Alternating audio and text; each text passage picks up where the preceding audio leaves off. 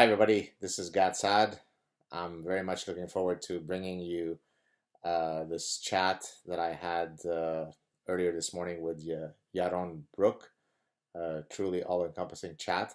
If you do watch it and if you appreciate all of the sizable effort and time commitment that it takes to provide you with such content, I do hope that you'll consider supporting my efforts through my Patreon and or PayPal accounts. Okay, guys, a few months ago I appeared on his show, and now he's been gracious enough to accept my reciprocal invitation to come on mine. We've got Yaron Brook on the show. How you doing, Yaron? I'm doing well. How about you, Gad? Good, thank you. I'm pronouncing it in the English way. Would it be Yaron if it were in Hebrew, or how would you do it? Yaron. Yaron, okay. For those of you who don't know this gentleman, he is the chairman of the board of the Ayn Rand Institute, and let me just list for you here his books. Free Market Revolution, How Ayn Rand's Idea Can End Big Government, Equal is Unfair, America's Misguided Fight Against Income Inequality, and In Pursuit of Wealth, The Moral Case for Finance. Did I miss any other important ones, or are we good? No, those are the big three. Those are the big three, the trilogy. So I thought what we'd do, we talked before coming on the show about what, how we would like to structure this conversation. And I think we both agreed that there's enough stuff keeping our attention in current events that we could probably fill a couple of hours. So we'll just start off with some of the current events and see where it takes us. What do you think? Yeah, no, that'll be fun. All right. So let's start with the Pittsburgh attack. For those of you who don't know, not that it should matter because it's a heinous attack, whether you're Jewish or not, but we're both Jewish, yet I think you hinted at the fact that what I'm going to ask you next, we might end up having different opinions on it. What do you think about the accusations levied against Donald Trump that his rhetoric is directly responsible for the Pittsburgh attack? Well, obviously, nobody's directly responsible for the Pittsburgh attack except the attacker, right? So full moral responsibility on the bastard, the evil bastard who did this. I mean, he was primed to do something. If you follow his tweets, I mean, he was an anti-Semite who was just ready to go and do something. So he bears full 100% moral responsibility to it. I do, though, believe that the culture that we live in right now, the kind of attitudes, the rhetoric,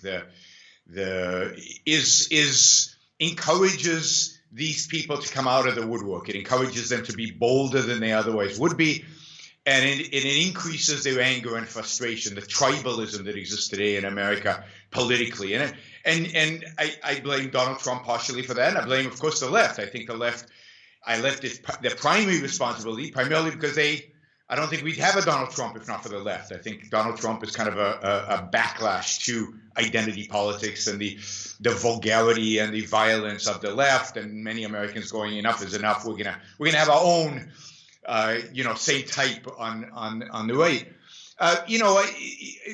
There are a number of issues that Donald Trump makes a big deal out of that I think incite people. Again, I don't think it's directly inciting. Again, the moral responsibility is always on the person. But the fact that our culture has become more violent, our political discourse has become more violent. When Donald Trump calls the media the enemy of the people, when he I think creates this hysterical attitude towards a caravan of 7,000 migrants who maybe 1,000 will arrive in the border, which is below what usually arrive every day at the border. But suddenly we have to send troops to the border, and there's a kind of a panic around it, and there's a national hysteria around it. I think all of this encourages an emotionalism in a culture that responds emotionally. Our president responds emotionally. Our intellectuals are all emotionalists. The academia is all emotionalist. We see, Me Too, the Kavanaugh, which was all driven by emotion. Forget facts, forget evidence. It's all about emotion. We live in an emotionalist culture to which Donald Trump encourages, supports, throws fuel on the fire. And I think we're going to see a more violent political world out there as a consequence of this kind of rhetoric. See, I mean, it's fine. I buy a lot of what you're saying. I guess my main concern would be what was sort of the first cause of the hysteria. So in other words, Donald Trump to me can engage in some, inflammatory rhetoric, rhetoric that is not quite as presidential and, tempered as one would like him to have. But I see it as he is reacting to the zeitgeist of hysteria that already exists. So in a sense, in my view, he is doing the following. He's walking down an alley, not hoping to be violent, but then if somebody accosts him and is violent to him, then he responds violently, and then people say, but look at this guy, he's violent. But he's responding to that violence. So I think that if people were maybe a bit more fair to him, if the mainstream media maybe were not quite as hysteric, if our intellectuals were not as quite collective Munchausen, it's nuclear holocaust because Donald Trump has become president, maybe he would be a bit gentler. Do you think there's merit to this possibility? No, I don't think Donald Trump is gentle, and I don't think he was elected to be gentle. He was elected as part of the zeitgeist, and the zeitgeist is a combative, the media is what it is. It didn't change with the Donald Trump election. It's always been biased. It just, Donald Trump brings it out more so in them than we've seen in the past. And to some extent, deservingly so.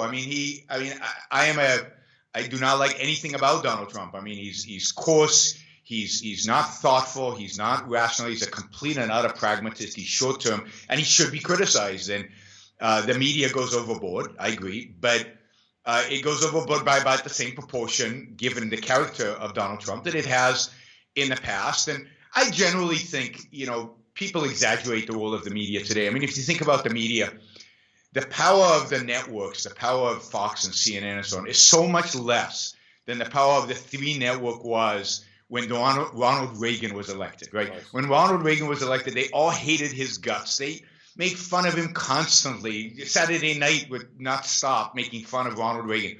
And it didn't matter. Ronald Reagan stayed a gentleman, and Ronald Reagan stayed a powerful force for the good, and mostly. And he got reelected. He got elected once, and he got reelected. Today you have God on YouTube. You have Dave Rubin on YouTube. You have Jordan Peterson. You have so many voices everywhere that the power of the media has been diminished dramatically, and yet we still make this huge deal about the media. So no, I think there are real problems with Trump and his rhetoric. I think he was elected in order to do this. I don't think he's disappointing his fans, the people who voted for him. He's living up to expectations, but I think he is a symbol of the crudeness with which now the right has adopted, in addition to the left. And he's taking it to the next level. And I think that next level is very dangerous, because one could only imagine what would happen when it's taken to the next level, right? I mean, this is a progression. This is indeed a slippery slope. He has authoritarian tendencies, just like Barack Obama had. Just again, he's taken it a little bit to the next level, and the next guy will take it a little bit more. And the whole phenomena scares me, particularly when he doesn't tell his supporters to go be violent, but he kind of makes fun when they do, and he thinks lightly of it. He talks lightly of body slamming a journalist by a congressman. Now, a lot of people do that, right? But he's the president of the United States. You imply this. I mean, there's a significance to being president. There's a moral responsibility to being president, and we've never had a president who takes that moral responsibility so lightly as Trump. So I do think he deserves criticism, and I think it's important that some of us who are perceived to be on the right — I don't consider myself on the right exactly, but I consider myself on a third dimension — but those of us who are perceived on the right criticize him, because otherwise there's no corrective mechanism. Otherwise he's only criticized on the left, and therefore nobody takes him seriously. See, I get the feeling. Seriously. Right. I mentioned this recently on. I appeared on Greg Gutfeld's show, and I'll be discussing the point that I'm about to make next in my forthcoming book. So in psychology of persuasion and advertising, for example, there is this model called the elaboration likelihood model, which basically says that when you're trying to persuade people, you could engage them through one of two routes of persuasion, either through the central route or the peripheral route. Central route is, I give you, cognitive justifications as to why you should buy my product. Here are the 7 reasons why my mutual fund is superior. Peripheral cues would be, you just show a beautiful woman riding on a horse. For example, for a perfume ad, which is a hedonic product, you're not going to say, here are the 18 physiological reasons according to Harvard chemists, right? So depending on the type of product category, you will engage a different, if you like, persuasive system. Well, I argue that much of the hatred toward Trump is because the peripheral cues associated to Trump, his style, his manner of speaking, the way he holds himself, is very unattractive. It's what I call an aesthetic injury to the highfalutin, ivory tower intellectual types. It's not so much the content of what he says, because it's not as though Barack Obama or George Bush or Bill Clinton ever said something that had me arrested in their brilliance. They all say profoundly idiotic platitudes that really cater to the average 8-year-old, except that one of them says them with a lot of grace and class, Barack Obama, while the other one is a bully brawler from Queens or wherever he's from. So could it not be as simple as most of us don't have the time to engage cognitively with all of the points that politicians make, so we use peripheral cues? What do you think about this possibility? I think that's partially true, but again, there's consequences to that. So I think because these peripheral cues generate a particular response, and I think the brutishness with which he often expresses himself brings out some of the brutishness in his followers. And so I think there are negative consequences to that. But I also think there is something unique about Trump. He doesn't care in a way. He lies purposefully. They all do. Granted, they all do. But he doesn't care that he's lying. That is, truth has no relevance in the context. He is purely, and he said this in the 60-minute interview. He said this about something he said about Ford. But this is true of everything he does. He said, what difference does it make? We won, right? So to him, victory is everything and will justify anything. And even the crudest kind of. So there's something unique in his willingness to be out there and say, he doesn't say this, but he implies this. I lie. I'll say anything. Right now he's saying we're going to have a tax cut before the midterm election. That's impossible. That's a purely impossibility. But he says it without embarrassment, without any. He's never going to apologize for it in a way that no other politician will ever do. We brought out this, everybody lies, but now the lies are so, it's a new dimension for lying. And he's a pragmatist who's proud of it. I'm willing to do whatever to achieve my goal. Everything goes, and I'm not going to apologize for that. That's a new phenomenon in American politics. So he's the alpha consequentialist, basically. Oh yeah, no, absolutely. In a short-term consequentialist. It's not about long-term consequences. It's purely about short-term consequences. It's about what he defines as wins. Right. That is the consequence that needs to be derived. I would argue that a lot of what he does is quite damaging long-term, but short-term, he gets his wins, and he might do electorally. He might do much better than people expect as a consequence of the fact that Americans want these short-term wins. Maybe I'm putting you on the spot, but any predictions as to the upcoming midterm elections, both in terms of the House and the Senate races? I mean, I'm pretty pathetic at these things. So, I mean, clearly the Republicans will keep the Senate. I think it'll be a shock if they don't. They'll probably, I think it will be surprising if they don't pick up a couple of seats in the Senate. This is the year.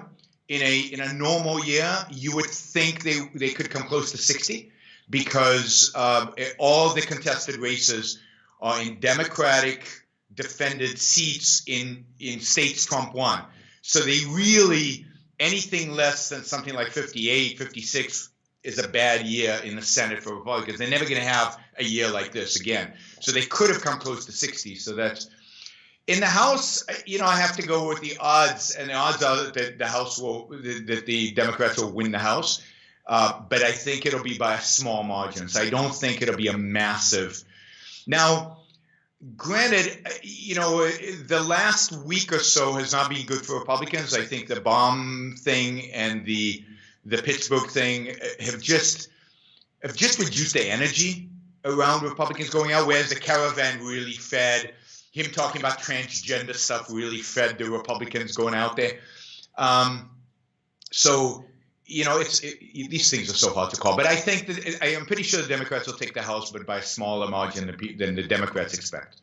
I mean, I think I would agree with this. Senate stays Republican, House flips to Democrats. I think I'll sign up with that prediction. Yeah, and I don't think it'll be by such a large margin that the Democrats feel like they have a mandate now to do crazy stuff. So I think I don't think the consequences are going to be as horrific as if they win 60 seats in the Senate and 60 additional seats in the Senate, and then they think, okay, they got a mandate to go after Trump, and so we'll see what happens. But I think they'll be more moderate than expected. So the next two issues, in a sense, relate to one another. And I think you mentioned one of them very briefly. The birthright citizenship issue and the immigration. Let's drill down on each. So what's your position on the birthright citizenship? Before you answer, let me just say that I did a very quick search to get a sense of what it is around the world. And I haven't yet fully confirmed this. I just did a very quick, cursory search. And apparently, is it Canada and the U.S. are the only two sort of first world countries that allow birthright citizenship. Did I get that right? Does that sound right? I'm not sure. I think there's some other countries, but it's clearly minority. So it's clearly minority of first world countries that allow it. Look, this is I think a whole interesting question because first of all, it's part of the Constitution. So this is going to go to the Supreme Court one way or another, and the Supreme Court will rule it. And if you want to change it, then I think you should change it through the legislature, not through executive order. This goes back to the whole authoritarian tendencies. This is not something for a president to sign away, given how it's been interpreted for a long, long time, since the 14th Amendment was passed. And it's something that's going to go to the Supreme Court one way or another. Look, in an ideal world, so this is me projecting my laissez-faire capitalist world. In an ideal world, I think citizenship is a little tricky. I think citizenship is something that I would maybe say even Americans born of Americans might not automatically become citizens, right? So I would say maybe to be a citizen, you have to pass it. In terms of citizenship, granting you the right to vote. And so I don't think voting is a universal right that necessarily everybody has to do it, or that it's that important in a truly free society. I think it's important when we live in a world in which you're trying to get my stuff and I'm trying to get your stuff, and we're fighting over this common stuff that's in the middle. But in a world where we don't have the ability to steal from one another, I don't think voting is that important. So I would argue that in an ideal world, citizenship or the ability to vote is something one has to achieve through maybe a test that proves that you know something about the foundational documents under which you are voting, something the Constitution. Don't you do that already? When you have to go through your naturalization process, it's a joke. It's a joke. It's way too easy. Right. I mean, you have to memorize a few things, and everybody passes. Nobody ever fails it. I want something where you actually have to know what the Constitution says in the Constitution, not just who your congressman is today, but what is the principle on which the government and the country is founded? So when you vote, you're voting in that context, whereas today nobody knows, including 90% of Americans. I mean, I'm not worried about immigrants. I think immigrants generally know more about the American Constitution, about the American founding, than anybody who's gone through public school education in America. I think public school education in America actually perverts any knowledge you might have and distorts it, given the leftist tendencies and the ignorance among academics of the American founding, of the meaning of the Constitution. So I'm generally of the opinion that in a free society, in my ideal America, it should be very, very easy to come to the United States. Very easy. It should be very hard to become a citizen. That is, if you want to come and work, I have no problem. I believe in free movement of labor and free movement of capital and free movement of goods across the world. But to vote, to participate, to have a say in the political structure, that I worry about, and that I would want to have some barriers of entry before I allow you to vote. So I would create those barriers even for Americans born to Americans, not just for. So I'm a radical, right? So I was going to ask, how do you reconcile this with? Admittedly, I'm not a huge expert on all of Ayn Rand's positions, but of course the main lines I get them. So as sort of someone who wishes to pursue selfish interests, egotism, être égoïste, as we say in French, to be egoist. What's wrong with a country saying, look, if when you come in here, you don't provide us a clear, when we do the accounting of your value to your country, the net benefits that you bring in have to outweigh the net costs. And if that calculus is not met, you don't come in. So, for example, if you pass the test, the very difficult test that you'd like to impose, but yet I know that you're bringing in cultural and religious values that are perfectly antithetical to the ones that are foundational to our society, I don't give a damn. You're not coming in. So isn't that the more sort of objectivist position to take? No, because inherently that is a kind of a collectivist position. I don't believe that the government or the state should have any opinion about ideology. It's got a constitution, follow the constitution. It should not be capitalist, socialist. It should not have a position about anything, religion, any ideology. It should be neutral ideologically. Indeed, I interpret the separation of state and church in the Constitution as much broader than that. I would like to see a separation of state from ideas. I think the role of the state is to protect individual rights. It should have a complete understanding of what that means and how to do it. Other than that, it should have no involvement. So what scares me is when you give the state the power to say, those ideas are anti-ethical to what we are and who we are. Well, I mean, I'm the first one who's going to be excluded today, right? Why? If the state had that view, they would exclude my ideas because my ideas are antithetical to the ideas of those in power today. I don't believe the state should ever have that power. I also don't like the calculus. I don't like the calculus of how much you benefit society. Well, who is society? So so as an egoist, I want to be able to employ anybody I want to employ. It's as long as that employee that I bring in, let's say I want to drive my truck down to Mexico, load it up with a bunch of employees, and bring them over to work in my manufacturing plant. As long as my employees are not infringing on your rights, and the only way they can infringe on your rights is by using violence against you or by committing fraud against you, why is it any of your business that they're here? Now, I agree that they should be screened, make sure they're not terrorists, make sure they're not criminals, make sure they're not carrying infectious diseases or whatever. But as long as they're not a threat in that sense, then they should not be controlled. Ayn Rand was very clear. The state should not have any role in determining ideology of those in the country or those coming in. Let me push back a bit against this. So sure. If the foundational thing that we both agree on is the protection and integrity of individual rights, if I allow people in sufficient numbers who are fully committed to, if they were ever in power, remove my individual rights, surely that seems to me to be within the purview of the government to protect against. And let me draw an analogy. When you come from certain countries and you have, let's say, we screen you for diseases, right? And I mean, that what I'm about to talk next is very much the central premise of my book. I talk about, instead of biological brain parasites, I talk about idea parasites, idea pathogens, right? So we can quarantine you or send you back because you have Ebola. We don't say, but who are we to judge whether one virus is better than the other? It's not for us to judge whether tuberculosis, right? We say, no, you come in with... Okay. So there are ideas that are fundamentally cancerous. They are cancers of the human spirit. And it's not a slippery slope argument. It's not, but who are we to judge? Because that's postmodernism, right? You're not allowed to push an idea that removes my individual right to live with full dignity. If you believe in such idea, that's sort of the old tolerance paradox of Karl Popper, right? So, yeah. So how could one say, but it's not for the government to judge which ideology is right or wrong? It is for the government. You're not allowed to come in here and have a seditious ideology that tries to put me under a burqa. No, I mean, you are allowed to do that in my view. And I do think there's an element of slippery slope here. That is, we're not going to agree completely. We're going to agree on the burqa. That we'll agree. We'll agree on certain ideologies. Clearly, we'll agree those are bad.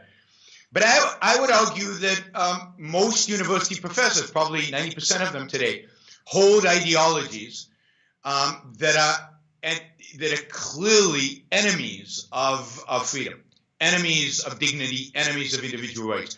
Here I'm much more concerned with American citizens than I am with immigrants. I don't think you could bring enough Muslims into the country to do, well, I mean, I'm exaggerating, but you could, but not enough Muslims would come into the country to do as much damage as university professors are doing right now. And yet, I sort of agree. Let me just interject, because when I use my model of the mind viruses, I actually take an epidemiological approach where I look for where patient zero comes from. And of course, patient zero comes from the universities. So all these bad ideas are all from the universities. So I'm fully on board with you. And patient zero, if you really have to think about patient zero is Plato in my book. And a more modern patient zero is Immanuel Kant. Now, we might not agree with that. I know a lot of good people, decent people who admire Plato, who think Plato was wonderful. Ideologically, I think they're part of the disease and they're destroying the country. But I don't want a government bureaucrat making that call. I want to be able to engage with them using reason. I want to be able to try to convince them. I truly believe that a culture that is grounded in the positive viruses, if you want to, that's a bad phrasing, but the Aristotle virus that is thread through Western civilization, which I think was responsible for the good. I believe that in the long run, we win that debate, and to the extent that we use force against the Platonists, we use force against the Kantians, we use force against the Hegelians, the Marxists, and the ideological Muslims. Put aside the practice itself, but the ideas of Islam. Then we're violating one of the principles we believe in, which is freedom of speech and freedom of assembly. So, you've got to allow people to hold bad ideas, because once the government, think about Galileo and the Catholic Church. Think about any time in Western civilization we have tried to determine this is the truth, this is the right ideology. Now, if within a community you discover that women are forced workers, then that practice needs to be shut down, because force is unacceptable. If you see, the obvious one is grooming gangs, which is just mind-boggling, that people would just sit, you need to shut it down. You need to shut it down quickly, violently, and unequivocally. You need to declare it as a barbaric practice and put the people in jail forever, so that you send a clear message about you are protecting individual rights. I think the failure of the West is, one, we don't combat it ideologically. We don't actually declare our ideas are better. We reject these viruses. We're going to fight them. I think we did that. That would solve a big part of the problem. And then we don't prosecute actual crimes. We don't prosecute when the viruses manifest in actual acts of rights violations. We don't stand up for our own beliefs. That, to me, is the big problem. If we did, I believe good ideas trump bad ideas. Sure. One other quick example. When people came to America in the late 19th century, they brought with them a lot of bad ideas. Particularly those German immigrants, they brought a lot of Kant, Hegel, Schopenhauer, Marx with them. And you could argue they founded the progressive movement, and that's led to everything bad that exists today in America. So if we banned German immigrants in the 19th century, maybe America would be a better place to live today. But that's a scary idea for me, very scary, that the government would be in a position to start saying, these ideas are good, these ideas are bad. And so I would rather have the confidence that we, the good guys, can beat the bad guys, and that maybe the first generation you can't. But if we had a proper educational system, if we abandon multiculturalism, we can certainly get the second generation on our side. I guess I would say that I fully agree with you. I'm a free speech absolutist, sure, and let all ideas enter the arena and let the best ones win, except, and here's the slight paradox, I guess, if demographically you get enough people who hold bad ideas that are intent on removing the capacity for us to engage in free debate of ideas. So as long as that tipping point is not ever reached, that removes our ability to both support free ideas or the free debate of ideas, then I think I'm fine. Does that make sense? Yeah, the challenge is that the tipping point is being reached by the domestic citizenship. It's not being reached by immigrants. The fact is that if you look on campuses, Antifa is not immigrants. Antifa is, I was attacked by Antifa in England, and they were nice Brits. They were all,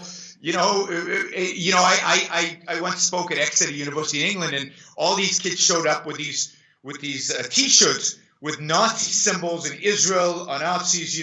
I was talking about free speech, and they attacked me for being an Israeli. and they were pro-Palestinian. Not one of them was Palestinian. Right. Not one of them was Arab. They were all Brits with, with nice posh accents. So my worry, I'm not worried about immigration. I think immigration, except in mass immigration like in Europe, that certainly is a problem. But the immigration that comes into America doesn't trouble me one bit. I worry about Americans. Right. I worry about what happens in kindergarten and in preschool and in high school and in college. I worry about the perversion that's happening with Americans and the well-educated Americans. Not even, the better educated, the more perverse they get. Well, I think there was a recent survey, or maybe it was sort of a non-scientific survey that some guys were walking around campus and something like 50% of the interviewed students supported socialism, or I can't remember the exact details. So I think that speaks exactly to your point, right? The viruses are spreading from inside. They're not necessarily coming from outside. So I'm with you. It's something like 60% of all self-identified democratic young people associated with socialism. Exactly. But even among Republican young people, it was something like 20% of them thought socialism was a good thing. I mean, it was just mind-boggling, even among Republicans. And it's truly impervious to empirical attack, right? Because every generation, a new group of idiots comes out that says, well, if only we implemented true socialism as opposed to the 180,000 other field experiments that failed. Is there ever a way to slay the dragon permanently, or is it just that the phoenix always rises again? The stupid idea is immortal. It's up to us every generation to fight the same bad ideas over and over again. No, I think we can slay it. At least, slay it as a dominant feature. Maybe it'll always come up as a minority, but I think we can slay it. And that's really the theme of my first book, and that is, I think that the issue is a moral issue. It's an ethical issue. I really think that as long as we teach our kids that what makes one moral, that what makes one ethical, is to be selfless. It's to sacrifice oneself for others. It's to make others your focal point in terms of your actions and your thoughts in life. As long as we teach that as a moral ideal, we never teach that as a practical thing. Nobody actually lives that way, but we teach it as a moral ideal. As long as we teach that, socialism is by definition the most appealing system morally, maybe not practically, but morally, because it is the system of sharing. It's the system of sacrifice. It's very good at sacrificing whole groups of people for the sake of other people. It's a system of suffering. It's a system of suffering for a cause, for something nobler, something greater, which is called equality. So, both my books deal with this. So I think unless we're willing to challenge the fundamental ethical premises underneath socialism, then socialism will keep coming back. And this is why I believe we have to advocate for moral individualism. An Aristotelian kind of a view or Ayn Rand, which I think is a development of Aristotle's view and a better foundation than Aristotle. A moral individualism that says, no, there's nothing wrong with helping other people if it's consistent with your own values, if it's not a sacrifice, if it doesn't entail suffering, at least with regard to strangers. If it doesn't entail sacrifice, there's nothing wrong with it. But your central purpose in life, the central focus in life ethically should be on how to make yourself the best human being you can be, how to live the best life you can be and make the most of that life. So under that system, who wants to be a socialist? I want to be left alone so I can make the best life that I can. So capitalism is the only system that allows that. So I think the revolution is not political or economic, or we don't have to prove those things. Those have been proven already. I mean, God, we've proven socialism wrong economically 1,000 times.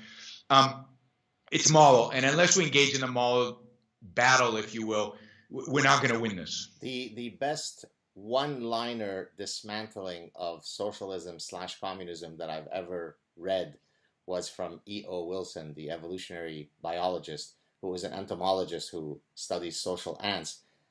He said, socialism/communism, wonderful system, wrong species. Right?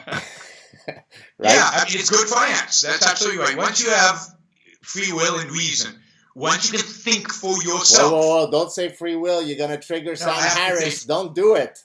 I have to. I think free will is fundamental to all our political debates. I think we lose if we don't defend free will. I mean, this goes back to our discussion last time and to Sam Harris. I think we lose if we don't recognize that people are moral agents, that they have responsibility for their own life. They make choices. You can't have choices without free will. Somebody's making a choice. But yeah, I mean, as long as we are independent beings with independent minds that can make independent choices about our own lives, socialism is a disaster. And it's morally a disaster, again, because our moral responsibility should be self-perfection, if you will. It should be to our own happiness. And that doesn't exclude others, because so much of our happiness depends on others. It means having the right kind of healthy kind of relationship with others that is non-sacrificial, that is ultimately win-win, that is a trader, the trader principle, where both parties win as a consequence of the trade. Let me see if I can reconcile some of the stuff that you support, certainly from an Ayn Rand perspective, with my scientific interests in evolutionary psychology. And I don't think we touched on this the first time we chatted. So one of the things that I do in several of my books is I argue that much of consumer behavior could be mapped onto one of four key Darwinian modules or drives: survival, which comes through natural selection, mating or reproduction, sexual selection, and then kin selection, which explains kin-based altruism. That's the term altruism because it relates to, of course, Ayn Rand stuff. And then reciprocal altruism. So kin-based altruism explains why I jump into the river and save 3 of my brothers, because on average they share half their genes with me. Therefore, jumping and killing myself is still, from an evolutionary calculus, worthwhile. But reciprocal altruism explains why I engage in altruism to those who are not my kin. It could be my very close friend, or it could be a random stranger. Now, from your view, would it be correct to say that the way you would integrate what I just said about these basic evolutionary principles is that you would say, and tell me if this is right, that kin selection and kin-based altruism and reciprocal altruism are altruistic in a selfish interest calculus, and therefore that's how you reconcile them, and hence that's why what's his name? Richard Dawkins called it the selfish gene in that sense. Is that how you reconcile the whole thing? No, because partially because I'm going to question some of this, right? Okay. So I'm not going to jump into a river to save my brother necessarily. But a lot of people do. A lot of animals do. Yeah, it's documented. A lot of animals do. So this is the difference, right? And a lot of people do, and a lot of people do automatically. But this is my challenge to humanity, if you will, right? Let's get over the automatic, right? We have the capacity to choose. We have the capacity to think. We have the capacity to create a hierarchy of values and decide what is more important and what isn't. Some brothers are worth jumping into the river to save because I love them, and life without them would be meaningless to me, or life without attempting to save them would be meaningless to me, and I make that choice. Other brothers are bastards. Some parents are not worth loving. And some people don't love their parents justifiably because they don't deserve it. Some parents don't love their children because their children don't deserve the love. It's not automatic. The inclination is automatic, but it's overridden by choices that we make about the values we pursue in life. So the first point I would make is none of that to me, well, some people do it, but that's because they don't engage their reason. So if we take a step back, to me, survival, if we think about human survival, what it takes to survive, fundamentally what it takes for human beings to survive is to engage our reason. We don't know how to hunt. We don't have the gene to dictate how we should build a weapon. We have to discover how to build a weapon. And you can see it in the evolutionary of weapons, how we make reason-based scientific methodology in figuring out. So what the genes, what we're in a sense programmed to do is if we choose to engage our rational capacity, we can build weapons. But there's no necessity, there's no determinism in terms of us building weapons. So I think the default is evolutionary in a sense that we have certain things that we'll do by default, but we can override the default. Boy, do we disagree here. I know. Everything is evolutionary. Nothing is outside. Your capacity to reason does not exist outside of evolutionary Oh, imperative, absolutely. right? So some things, you're absolutely Capacity. right. Some things are instinctual, right? So, for example, the ethologist Konrad Lorenz, who won the Nobel Prize in 1973, demonstrated something called imprinting, which is the chick comes out of the egg and it has a Darwinian imprinting mechanism that says the first thing that I see moving must be mommy. Now, if he replaces mommy with a golden retriever, it will follow the golden retriever. So some things are what's called fixed action patterns. That's what you would call sort of imperatives. But the things that you are calling, oh, we override them, those are simply higher order cognition that are also evolutionary based. So there is nothing that exists outside our biological reality. What do you think of that? Well, it depends what you mean by biological reality. So I think there's something completely different between human beings and other animals. I think this evolution has created something amazing and unique when human beings came out. For the first time, we have the capacity to write the software. A chick can't write the software, can't override anything. It is, in a sense, determined to react to everything in a particular way from the moment it's born. First thing moving, that's mommy. Can't override it. You know, it's you can't redo it. Human beings, and this is, I think, a massive leap evolutionarily. Human beings have this ability to self-program, and this is what free will, I think, essentially is. Free will is the ability to engage this faculty that evolution gave us. It's not God-given. It's not, from somewhere else. It's evolution created this, but it functions differently than any other mechanism in any other animal, because no other animal can do what human consciousness can do, which is to override those instincts, if you will, or those inclinations that we're born with. And what human beings can do, which no other species can do, is we can create abstract concepts. And that ability to create abstract concept, there's a methodology to it. You're not born with the abstract concepts. So the abstract concepts are not coded in your genes. The ability to create the abstract concept is coded in your genes. So there's no concept of chair coded in your genes when you were born. What you have is the capability to observe different chairs and to abstract that into a chair, or the ability to build weapons, but the weapon, the design of the weapon is not in your gene. So you have the capacity to have an abstract concept like peace, but you're not born with that coded in. You have the capacity to create it, to discover it, if you will. So that's what I think makes us human, is that capacity to use our reason in a way that no other animal has. So the way that I would reframe everything that you just said in evolutionary language is as follows, and tell me if that then kind of joins with you. So you have different types of adaptations. Some adaptations are absolutely fixed. So for example, it is a fixed trait that we should be born with 10 fingers and 10 toes, right? Other traits have greater variance. For example, our personality types have not been fixed because there is no one optimal personality type that evolution can select.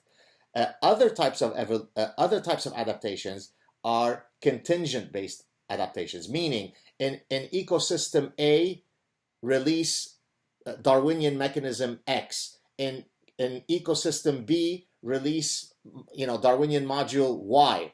So, for example, the immune system is exactly built that way, right? The immune system did not evolve with 0 degrees of freedom to only kill 3 pathogens, because if that were the case, if one of the pathogen mutates, then we're dead. Therefore, it has to evolve the capacity of evolvability, right?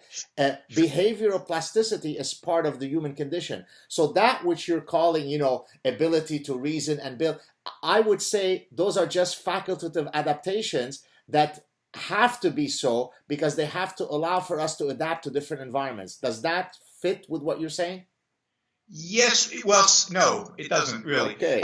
Because and we go back to free will. We go back to because not all human beings are going to engage in reason. So there's no deterministic factor that says you're going to come up with this abstract concept. That's why I think the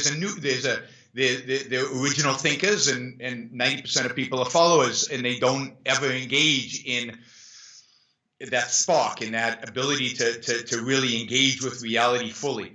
And I don't think that's determined. I think there's something that for whatever reason, and I don't have a reason for it, and I don't think there necessarily is a reason for it. Some people engage in that capacity to create abstract knowledge, to reason, to think, and other people just mimic other people's, and they're very dependent on the exact evolutionary, I can't remember how you described it, but iteration. But I think if you actually engage in your capacity to reason and your capacity to create abstract knowledge, you are actually creating new paths, new evolutionary paths. You are actually influencing. So I believe that you're a self-made soul. You're a self-made being. If you choose to be, not necessarily, but if you choose to be, you can actually shape who you are and what you are. So I give a huge role to this ability to choose and this ability to make decisions based on you, based on your willingness to reason, to face up to reality. Is there anything, and actually I have to give a shout out to whomever suggested this as a topic for me to ask you. I thought it was a really good one. I don't remember who it is, but I received many replies. Sure. But if they're watching, thank you. Is there anything in your reading of Ayn Rand that you originally read, bought into, but in retrospect today, because of new incoming evidence, you say, oh no, that's bullshit? Sure. Well, nothing I say that's bullshit. I have too much respect for her, but sure. I mean, there's certain things I would disagree. Look, I'm not a philosopher, so when I look at her philosophical system, when I read through her philosophical system, do I understand everything? Do I agree exactly with how she formulates everything? Not always, but I'm cautious in challenging it because, it's not that I'm a philosophical thinker, right? When it comes to application of the philosophy, sure, there are particular things that I might disagree with on how to apply the philosophy. I'm convinced, I'm pretty sure that she wouldn't agree with everything I do in terms of how to apply the philosophy to current events or to or the way I respond to certain things. I'm sure she would do it differently. I'm not trying to mimic her, but the framework, the philosophical framework that she introduced, no, I have seen nothing of the world that would tell me, no, that's not how it works. But it doesn't really surprise me that I don't see that because, again, I don't spend my time really delving deep into the philosophical issues. I'm much more concerned about how to apply them. And so far, when I apply them, it works. Kind of, it makes sense to me. I think that the understanding of evolution I think she would have had some interesting. I think she didn't know that much about evolution. I think her understanding of evolution would have enriched her theory because I actually think it's very consistent with the ideas of evolution. Now, whether it's consistent with the way evolutionary psychology is understood today, I'm not sure, but I think there's more philosophy to apply to evolutionary psychology before it's a definitive done deal science. I mean, I think the relationship between science and philosophy is interesting. How we interpret scientific knowledge is basically dictated by the philosophy you bring with you. So I think it would have enriched the system. There's no question in my mind. And there's still a huge amount of work to do. For example, she wrote a book called Introduction to Objectivist Epistemology. It's an introduction, right? Which means there's a massive amount of work to do to figure out a full theory of epistemology based on a few principles that she laid out. So it's not to say that her system is complete, or to say, and I never say this, Ayn Rand's ideas, Ayn Rand's philosophy is not the truth. It's Ayn Rand's philosophy. It's quite reasonable that somebody will discover a flaw or something wrong with it, and new evidence, as you suggest, might come about that rejects something in it, and I'm completely open to that. But it's not for me to do that philosophically, and I haven't done it, and I haven't found that flaw. The reason why I ask is because one of the things that I'll certainly be talking about in my next book is this notion of epistemic humility, The idea that, look, as scientists, we're always talking about provisional knowledge, right? I'm the first to say that, look, if some principle in evolutionary theory were to be falsified, then we're back to the drawing board. Now, the fact that many of these things are unfalsified is not because epistemologically they're non-falsifiable. It's because they're true. And people have tried endlessly to falsify these principles, and they stood the test of time. And so in that sense, that's why I thought that was a really good question, because I think we can all potentially suffer from sort of ideological inertia where, there's no way you, and to the extent that she's sort of revered almost as a, sort of philosophical guru, I just wondered if you might have succumbed to that. But no, and surely people would look at me and say I have, test me as I guess the way to do it. Does what I say make sense or doesn't it? And that's the standard. But I think this is the challenge that I think that scientists have, right? Clearly, you do scientific observation, and that's either true or false, right? But how we interpret this, and this goes to physics, this goes to any abstract field within science, how we interpret it is often guided by our philosophical point of view. When you study the different interpretations of quantum mechanics, a lot of that is not physics. A lot of that is philosophy. Not the phenomenon itself. The phenomenon itself is what it is. But how we explain it, how we understand it, and what paths it leads us towards is dictated by philosophy. So in my view, to have at the end of the day a healthy science, one has to have a healthy view, a philosophical view, a healthy epistemology in order to be able to properly interpret the science. And I fear that we don't. That is, if you look at philosophy departments in the world today, philosophy is in bad shape. I don't think it's in good shape. I don't think it is healthy. And I think that's infecting the sciences. I think some of the, and I don't want to get into it, but some of the interpretations of quantum mechanics, I think, suffer from that. Some of the interpretations of other things suffer from that. I think some of the way physics has gone, and I think that's true of all sciences, have gone as a consequence of bad philosophy. So I think as if we can make philosophy healthy, I think we will discover not that the facts about the science have changed, but how we look at them, how we interpret them, how we understand them will change as well. I was going to ask you, when did Ayn Rand pass away? 1982. So you would have been too young to have met. Did you ever meet her? I guess you never. I never met her. When she died, I remember the day because they announced it on Israeli radio, and I had already read her book, so I was already pretty committed. Okay. And I was ironing my uniform, getting ready. Your apartheid Nazi uniform. That's right, my apartheid Nazi uniform, getting ready to go and oppress some Palestinians, or Lebanese, as the case was, in 1982. Oh, right. Yeah, I mean, this was March, I think, of 1982. So I was on my way. It was a Sunday morning to go hitchhike to base. So I remember that, and got together with some friends that evening to kind of celebrate the life. So I was part of the objectivist world back then in Israel in the little capacity that it was. I came close. Well, no, not sorry. Let me rephrase it. I think this was Karl Popper. I'll have to go back and double check. When we lived in California, when I was at UC Irvine, my wife and I would often go to used bookstores to try to find books. Mainly, I would drag her reluctantly to go to these bookstores. One day, I had asked her to go and ask. I was reading a book, and she had gone to find out about a Karl Popper biography or so on. And she goes away for a very long time. I hope I'm getting the story right. It's the first time I'm thinking about it. It's maybe 15, 16 years ago. And she returns with a gentleman, a very sort of distinguished professorial-looking gentleman. No, it wasn't Karl Popper, but almost was. And he says, "Oh, I hear you're looking for what, And I say, yes. And it turns out that gentleman was the guy who was handling sort of the Popper archives. Oh, wow. Okay. And he has since, this was many years ago, he sent me sort of photocopies of, correspondences and so on. And I thought that was such a brilliant story. So that's what led me to think of whether you had met her or not. Yeah, no, I hadn't. I mean, and I wouldn't have, because I was in the U.S. in 1979.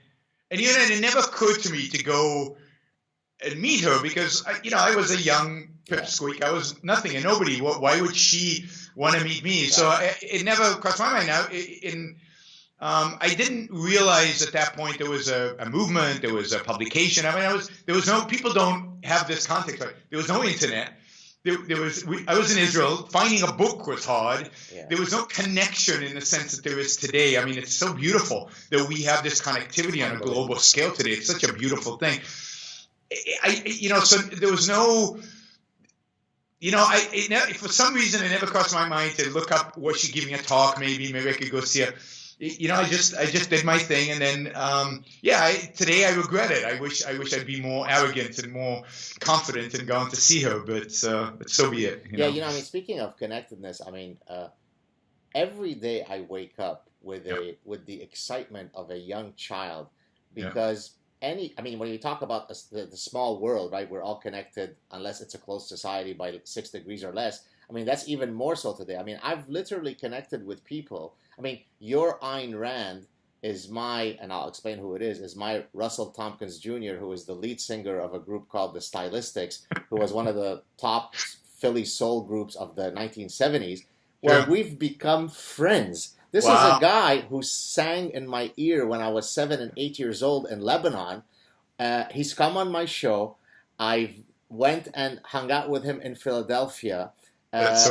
And in what world would I, an academic, 20 years younger than this musical hero of mine, ever have a chance to connect with him? And so I'm always amazed that there are so few people, certainly so few academics, that take advantage of these incredible toys that we have at our disposal today. Here's Yaron and Gad talking as if we're sitting in the same room. Why do you think people are reticent, or certainly professors? Well, people, I think, take it for granted. So I think young people just are born with this, and they we lived in a generation with no internet. I mean, things have changed so fast. So we had no PCs. I mean, I remember what it'd be. I'm the first. I think I was the last class in my university. We programmed with punch cards. Oh yeah. I had it in high school. In high school, I did that. Yeah, I mean, it's inconceivable today. Nobody even knows what they are. So, I think our generation probably appreciates, because we've seen the change, we've seen the evolution. But I think academics don't take advantage of it because, I mean, most academics I know are very closed-minded which is so bizarre, right? So sad, so tragic. Yes, and it should be the opposite, right? Academics used to be Renaissance, man. They used to know their field, and then they would branch out, and they were people who loved knowledge, right? That's what a doctorate was about. It was about philosophy is the love of knowledge. And today going back to ants, they're so interested in the little ants that they have specialized in, that's all they care about. And maybe they use Skype to talk to somebody else who's interested in ants across the world. But they have no interest beyond that, or if they do have an interest beyond that, it's so corrupted by modern philosophy, modern political correctness, modern ideology, that they use it for ill. But most of them, I mean, the fact is most academics don't do politics, don't do ideology, because they're so interested. There's over-specialization in economics, that's a good thing. But in intellectual pursuits, it's a vice. Over-specialization in intellectual pursuits, even in science, is a vice. One has to have perspective. One has to have context. And to do that, one has to know a lot of things in order to specialize. Well, and I think it actually, and it came up recently in a chat. I can't remember with which guest I had on, where we were talking about. So my mind works in a very Consilience-driven way, right? Consilience, to go back to E.O. Wilson, Consilience is the idea of unity of knowledge. My brain is constantly looking for ways to navigate through different landscapes and connect them. Just synthetically. This is why, as I was, even if you remember my earlier question to you, when I said, okay, let me hit you with some evolutionary psychology and see how I can reconcile it with your Ayn Rand stuff. Now, to be someone who is consilient-driven, you have to know what it is that you want to unify. Therefore, you have to navigate through 35 different landscapes to try to create synthesis. I think you're exactly right. Most academics are not trained to think that way. They hyper specialize. They know about the endocrine system of this particular leaf cutting ant, and it ends there. Don't ask me to deviate epsilon from that. I'm not willing to speak about it. How do we get them to change this? Is it just pedagogy? We have to teach people how to be better consilient thinkers? Well, this is a great point. It links to some of the discussion earlier. I mean, I would call this I can't even pronounce the word, but I would call it an integrated mind, an integrative mind, right? We're integrating, and I've noticed that that's how my mind works. I'm constantly trying to integrate new knowledge into existing knowledge and figure out whether it's consistent, whether there are problems, whether there are issues, how do I resolve those issues, constantly trying to create unity. And to me, that is a healthy mind. That is what reason is part of an important feature of reason, is to constantly integrate mind into unity of knowledge, into unity of truth at the end of the day. And I think we at some point in our lives, right, made a choice to do that where other people have not. Because I know people smarter than me who can't see connections between things that to me are obvious. But they have a much higher IQ than I have. But they can't see because their mind doesn't work that way. They're very good at analyzing X, and that's all they're good at. How you do that, I don't know. I mean, I wish I knew, because it's hard to, in a sense, rewire people's conceptual habits. I think we have to get them when they're young. We have to teach them to make those integrations. You know, Ayn Rand used to play a game in Ayn Rand's parlor, right? Where it used to be called Concepts in a Hat. And they used to put all these abstract concepts, piece of paper with abstract concepts in a hat, and you used to draw two randomly. And then you would have to show how they're connected. Wow. And so, for example, you could say that in Atlas Shrugged, one of the things Ayn Rand is trying to show is how economics and sex are connected. Now, and it's true, because she would argue that the same philosophical orientation towards economics would drive a particular view of sex, that they're integrated through philosophy. So your attitude towards sex and your attitude towards economics are going to be driven by certain fundamental ideas. And there's a speech in Atlas Shrugged about sex, and there's a speech about money given by the same character, Francisca d'Anconia, and they're very, there's a relationship there. So that kind of game, that kind of idea about connecting things, I think is something we don't do in school.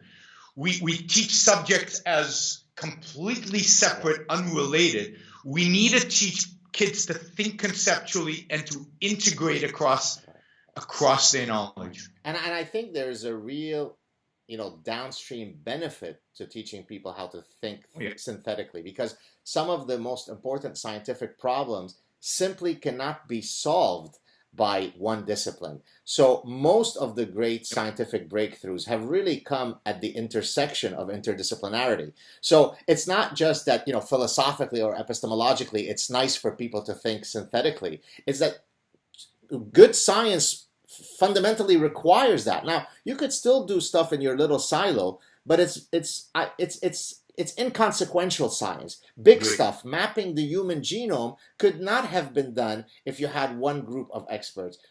And the way I try to teach people this, at least certainly within the purview of my influence as a professor, is I try to navigate through sort of the tightrope balance of to specialize versus to be broad. So I tell them, look, of course you have to plant your flag in some field to be known as an expert in this area, but always retain your intellectual curiosity. And the argument that I give, or the analogy, is I say, look, there are so many beautiful islands in the Caribbean that I'd like to visit. I could always return to Turks and Caicos because it's a beautiful island, or in 50 years, I could say I've been to every single one of them and I've been richer for it. So seek to visit many intellectual landscapes. Don't return to the same island. Absolutely. And part of my struggle within kind of my objectivist world is to tell people, don't just read objectivist literature. That would be crazy and it would be ignorant. Go out there and read people you hate, because you need to know, because they're influential, right? Marx is influential. If you don't know what Marx said, how can you combat him? How can you know why is he affecting so many minds? You have to understand Marx in order to really deal with it. You don't know that you hate Marx until you read him, right? Until you encounter the ideas explicitly.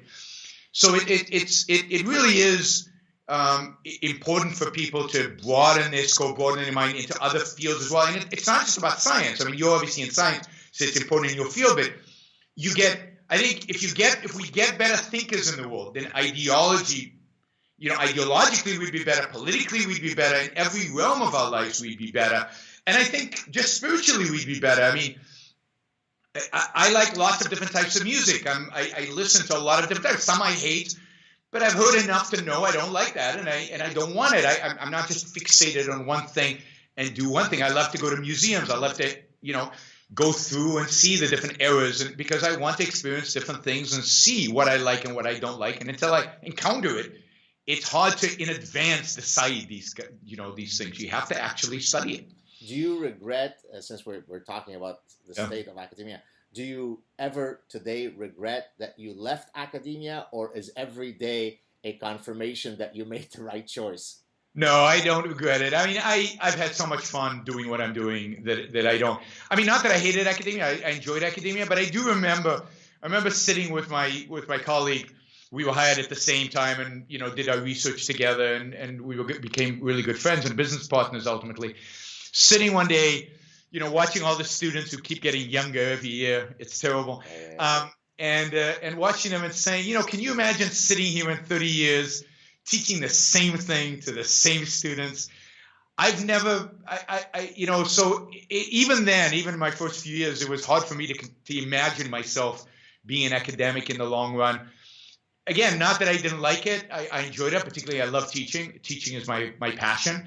The research I found, I wasn't that interested in, primarily because I felt like I was captured by what the journals expected me to publish, and it wasn't that interesting. And it wasn't. I was interested in more abstract knowledge, which is hard to publish in journals. The theory of finance, people were less interested in challenging, and that's where I would have wanted, if I'd stayed in academia, that's where I would have wanted to go. Kind of, we know. My sense is behavioral finance is interesting, but not completely true. The absolute efficiency market theory of Eugene Farmer is interesting, but not completely true. There's something about both of these things that needs an integration. You need to be able to integrate the way a market works to make itself efficient, and the cognitive issues and the way people behave, the behavioral aspects of all of this. And there has to be a way to integrate that into an objective theory of how markets work and how financial markets work, which I don't think anybody's done. It still hasn't done, which I would have loved to have worked on. But no, I mean, I've had too much fun. I mean, I've loved everything that I've done. Now my wife claims I'm semi-retired, but I'm working harder than I've ever worked. I travel around the world speaking. I mean, what could be better than that? I mean, in 2 weeks, I'll be in 7 or 8 different countries giving talks and engaging. I engage with thousands of students every year. So it's a lot of fun. Nice. Speaking of behavioral finance, as you mentioned earlier, did you know that the last, now 2 Nobel Prizes ago, Richard Thaler was my professor? Yes, you told me that last time. Okay, yeah. Do you know him? I never met Richard Thaler, but two of the leaders of the early leaders in the behavioral finance were in my department. Santa Clara was known at the time, when behavioral finance was still kind of marginal, very marginal. Thaler was the only one really with a big name. Hirsch Sheffrin, who wrote a book on behavioral finance, and Mayer Statman. Both of them were in a department of 5. Goddamn Jews everywhere. The Jews are everywhere. Well, it was a problem with hiring me at Santa Clara, because here was a Jesuit university who had one Israeli already, who was the chairman of the department, another Jew, right, a Korean, an Indian, and they had no Americans. They had no kind of white guys, right? And supposedly it was a real issue in my hiring, the fact that here was another Jew coming in at the Jesuit university, and the Jesuits were really not happy with this. And they hired the guy who became my business partner. Luckily, he was the token white, American white guy from the Midwest. He was perfect for them. So they hired him, and then they could justify hiring me, another Jew, into the department. So. They could kind of dilute the Jewness. Yeah, that's right. Very nice. Well, and the foreigners, there were Jews and then there were Asians. Right. The whole finance department were Jews and Asians. I mean, this was mind-boggling to the poor Jesuits. And then, of course, they regretted hiring me, not quite from day one, but a couple of years in. So the mistake the Jesuits did is, this was in 1993, and it was just after all the Wall Street stuff that was happening. And they came to the finance department and said, look, guys, we want you to teach a class in ethics, finance and ethics. And all my finance guys were like, we don't want to teach ethics, we're finance guys. And I said, I'll do it, because I was always interested in philosophy. So they said, oh, wow, Yaron, that's great. Somebody will teach finance and ethics. And then they discovered what I was teaching. And all hell broke loose. I mean, and not only that, the students loved it. It won teaching awards for it. And it was the exact opposite of what they wanted me to teach. I was teaching the nobility of finance, the nobility of making money, why the profit motive was a good thing and a noble thing. And why finance was an ethical endeavor in and of itself, and that's not what they wanted taught. Right? They wanted what? Capitalism is evil and greedy? Yeah, they wanted. They were leftist Jesuits. These were liberation theology Jesuits. They wanted, and Catholics, right? Generally, they wanted you should feel guilty for making money, but we need you, so so you have to do what you do, but you should feel guilty while doing it, and you should behave ethically. You should always have that altruism in the back of your mind. Which brings me to the other point about altruism. I just wanted to make this point. It just reminded me. Altruism is a philosophical word that has a particular meaning, right? So again, in philosophy. It's a term coined by Auguste Comte, the French philosopher of the 19th century. And the way he termed altruism means, it doesn't mean behaving nicely towards somebody else or doing something kind to somebody else. Or it means living for the sake of others. So for Comte, the purpose of life was to sacrifice your life for others every single day, all the time. So to the extent that you thought about yourself, think about this from an evolutionary perspective, to the extent that you thought about yourself and your own survival and your own well-being, that was out morally. Any thought, so if you said, I'm going to help this person because it'll make me feel good, not moral, right? Because you brought yourself into the decision-making, right? It's the complete negation of self. So philosophically, altruism means the selflessness, the negation of self. It doesn't mean what I consider, what you think of reciprocal altruism is often in my book, just the trader principle, right? Every trade you could think of, when I buy an iPhone, it's reciprocal altruism.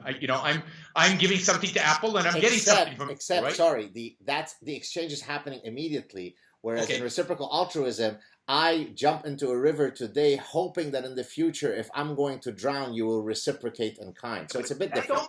Yeah, so people do that. But I don't really think anybody, I don't jump into rivers unless I thought about it before. So I give myself 2 seconds to think about, do I want to jump into this river? What's my probability of survival? Do I know this person? Are they nice or not? Right? So I don't jump into the river for anybody. And what's his name's? Do you know? Oh my God, the ethicist who has this thing about the rivers. So he gives this example. Peter Singer, the famous ethicist, right? You mean Peter Singer, who was on my show? No, I never heard of him.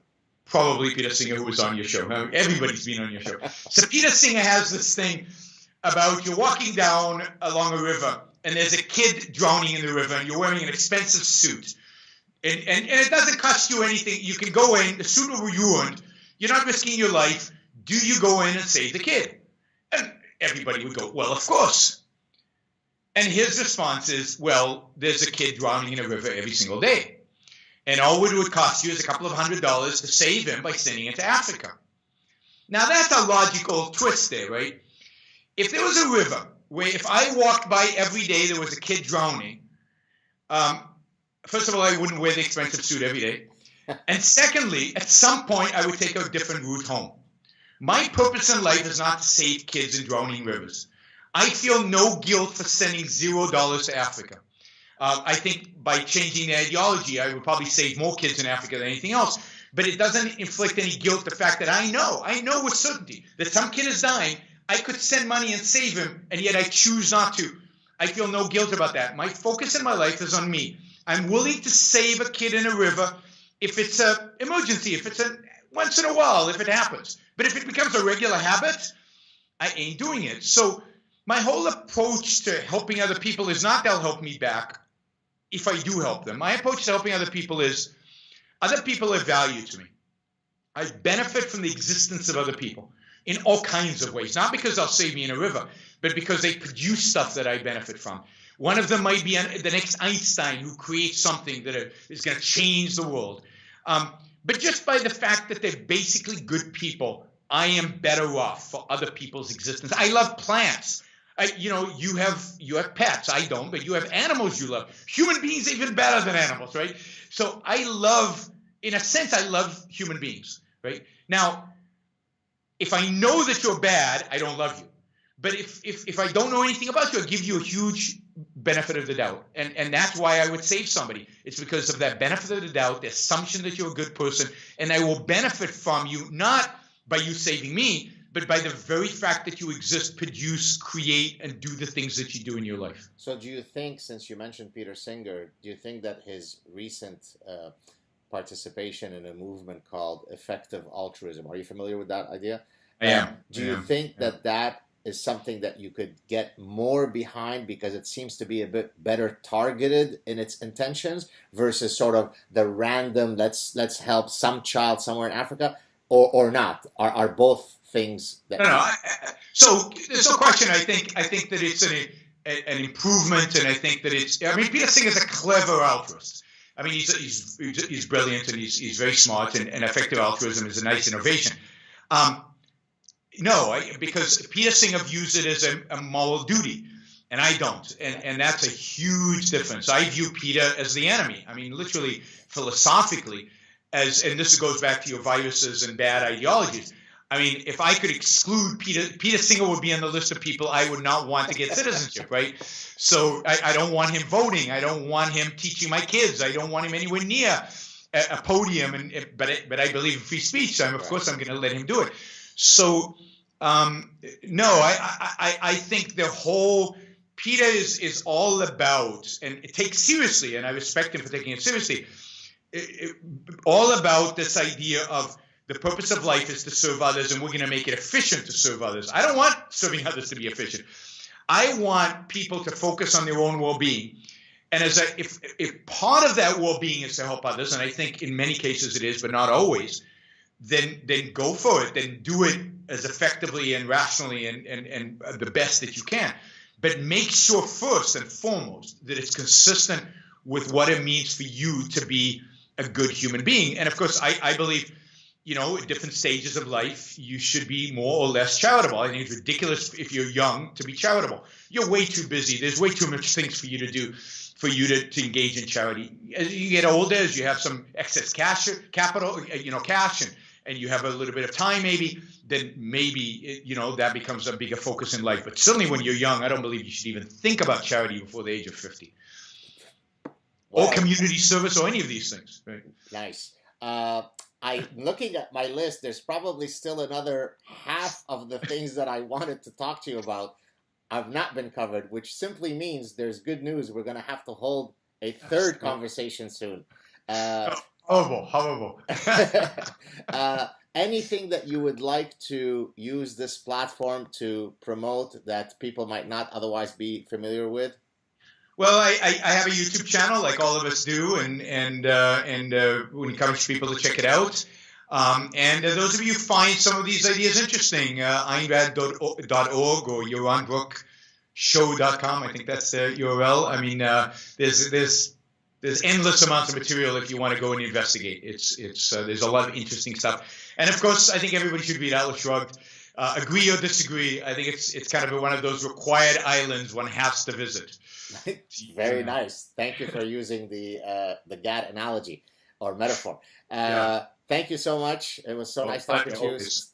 Likewise, we'll do it again very soon. Stay on the line. Thanks, guys. And if you love these types of conversations, people, if you sat through this almost 90 minutes, consider supporting both Yaron and myself on our... you have a Patreon account, correct? I do. So support either both of us or one of us. Thank you. Cheers.